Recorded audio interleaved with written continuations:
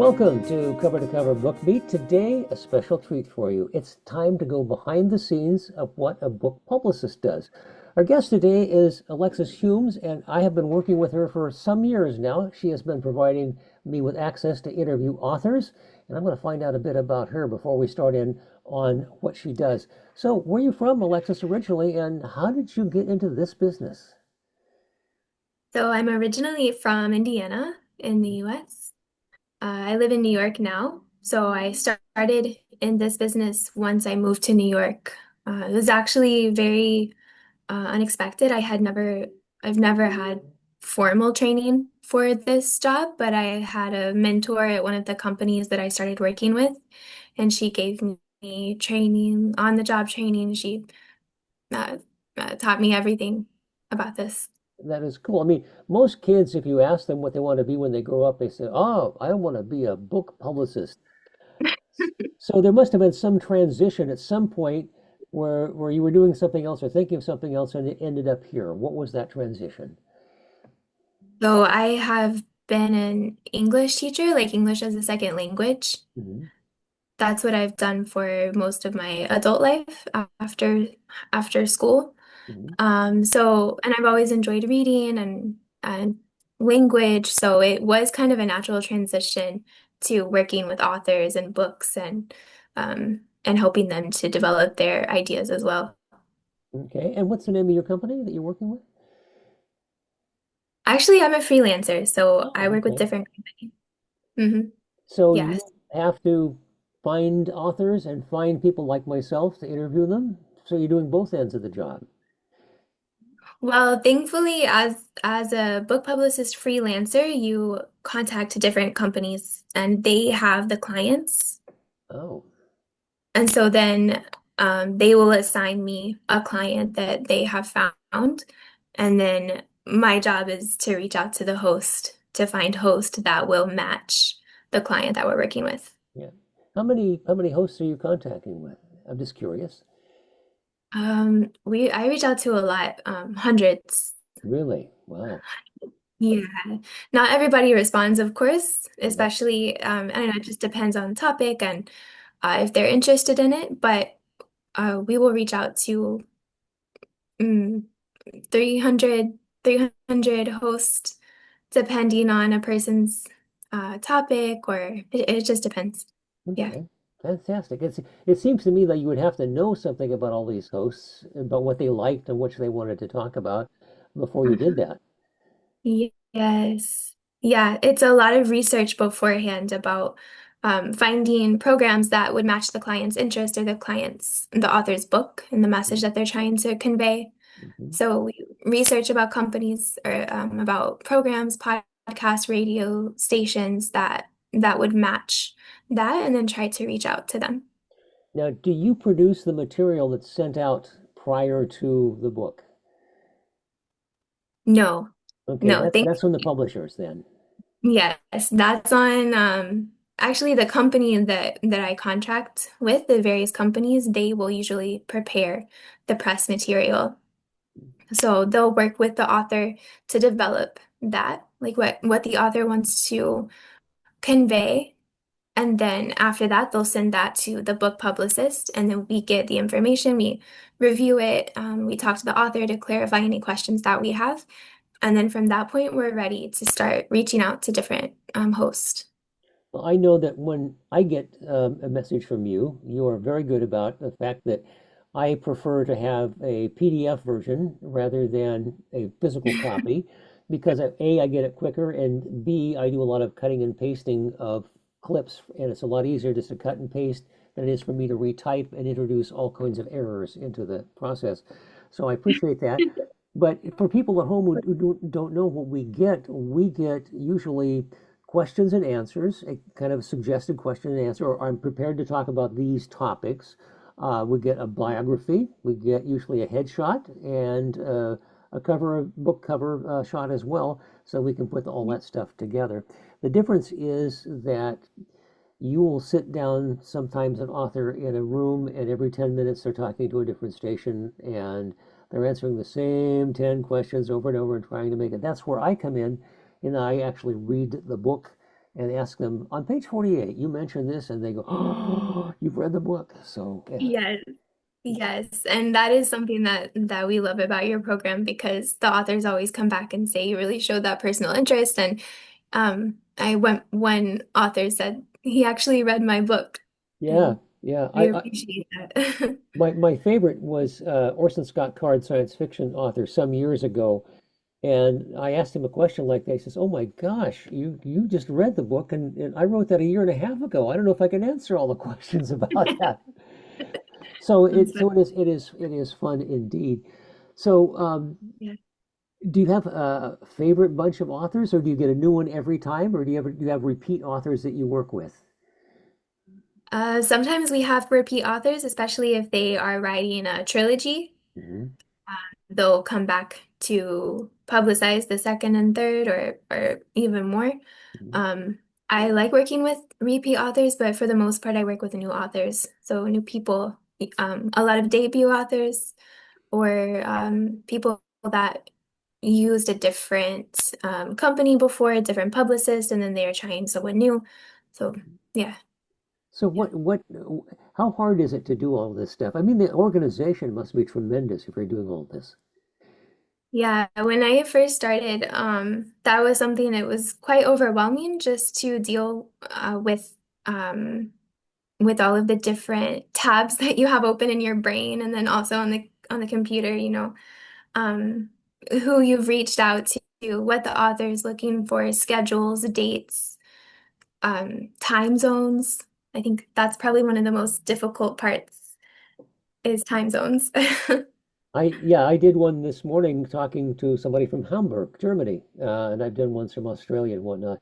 I did recall that one time, and I was when I started this, I was working at a radio station. I was the news director, and I would get there at 3 in the morning to get prepped for 6 o'clock and all that. And I would often schedule that I would talk to people at 5 a.m. Pacific, which would be 8 a.m. Eastern, which a lot of time I'd be the first interviewer. Well, one time I worked that backwards, and I got a call at home at 2 a.m. So I really work on trying to get the actual time difference right these days. Yes, that's happened before. I think one time I accidentally woke up a host at like 5 or something in the morning, 5 or 6 a.m. Yeah, Pacific. yeah. And that's how you learn. You'll never make that mistake again once you make it once. Well, we've both done it, so we understand that Yeah. about that.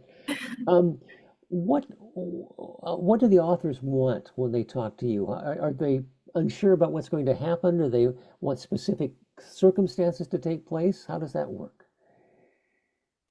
I think if it's a debut author, then they're excited but also nervous about the process. They've never done the marketing interview thing before, so they have lots of questions.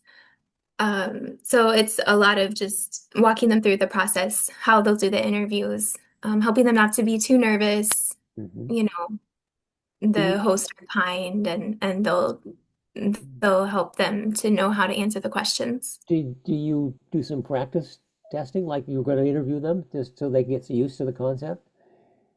Yes, I've done that a few times. It's like a media coaching Yeah, process. yeah, Yeah, help them just to know how to answer the questions before so they have some practice and then they feel more comfortable. yeah, yeah. The, Yeah, the, the thing that frightens us always is the unknown. What's going to happen? My God. exactly. Yeah, And yeah. and is this something that you are doing more and more of all the time, or is it something you're just doing here and there? This is something I do in conjunction with my other English teaching job. So I Oh, do oh, wow. and it's nice. Yeah, it works well because this type of job you can send and receive emails, at any time of the day. So I can do this in between my classes. So it works really well. It's a nice combined schedule. Yeah. And I'm assuming that you're teaching at some university or school or at this point? Actually, it's an online business for English for business. Oh, So like, fascinating. yeah, people around the world that need to learn English for their companies. they need to learn how to give presentations and do meetings in English. So we'll do practice sessions with that and just help them understand whatever they're struggling with. So is this one-on-one stuff, or are you doing it in a group? Usually one-on-one. Oh Yeah, man, that's great instruction because that you go a lot faster when you got the teacher's full attention. exactly. Yes. It's way easier. So Yeah. I'm just curious because I'm an old reporter. I will ask you what are some of the hardest things for them to learn? Is it accent or is it vocabulary? What's the tough end?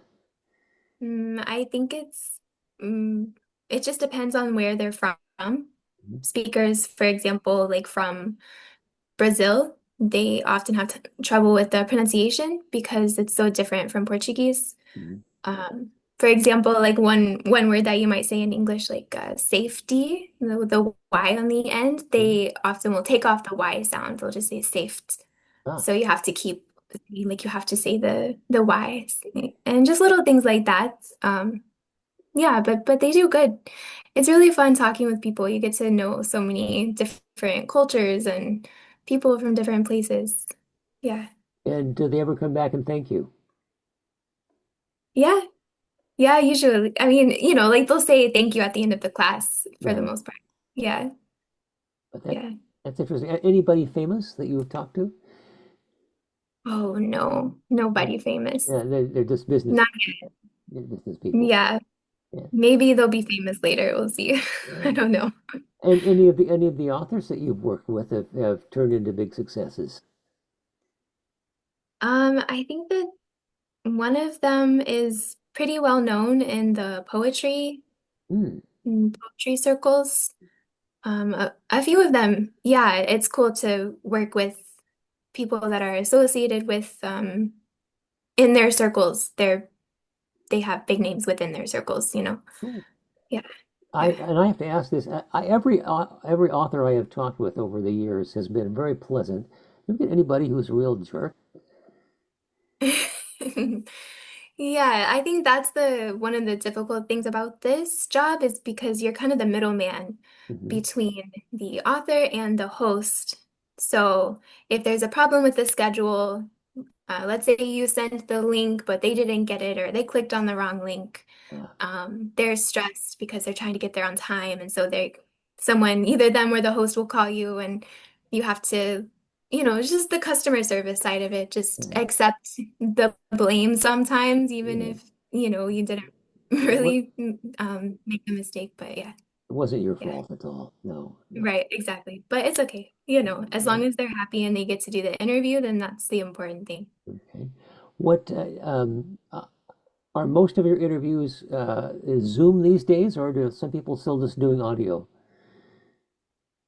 I would say maybe 70% of them are on Zoom or a video conference, Hmm. and maybe the other 30% are via like for Maybe. radio call-ins. Yeah.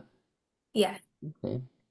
yeah, yeah. But I don't know. Have you ever done like audio only, or you always do No, Zoom? as I was working at a radio station, the first 700 of my 800 and some Oh, but I have all okay. the recordings, which is fascinating to do that. That's so cool. Yeah. That's so cool. What do you prefer, video or radio? Oh, I love video because I like to see people and get there's a lot of communication that takes place in body language and in just getting to know somebody more from visually as well. I mean, I did the other for years because I started out in radio from many, many years ago. So yeah, it's fun. Okay. Yeah, yeah. And is this just a weird, wild questions? Is this something your business is something you had kids you would advise them to get into? That's a good question. I don't know how this industry is going to change.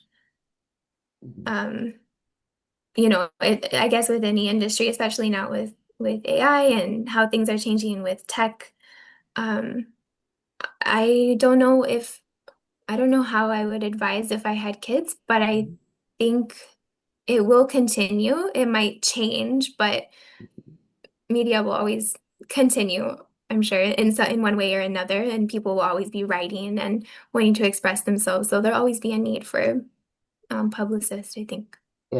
I think you do a fabulous job of it, and I can speak from personal experience on this. I can give you a big review on Amazon should you decide to do anything on it.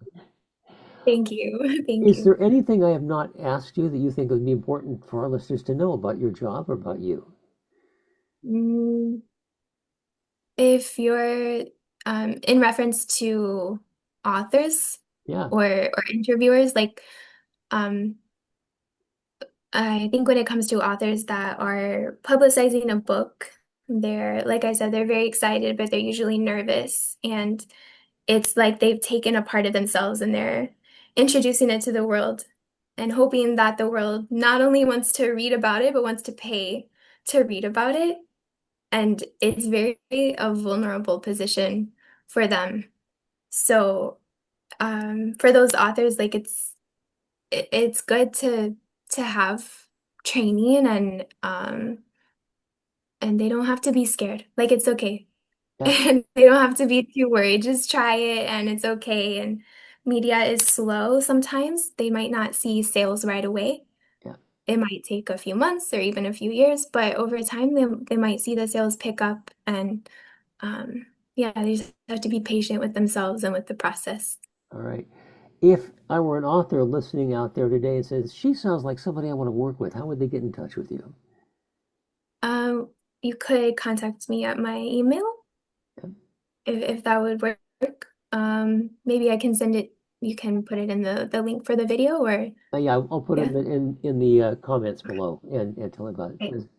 So I thank you so much. You've been very generous with your time for me today, and appreciate your talking. Of course. Thank you so much, Roger. Have a good day.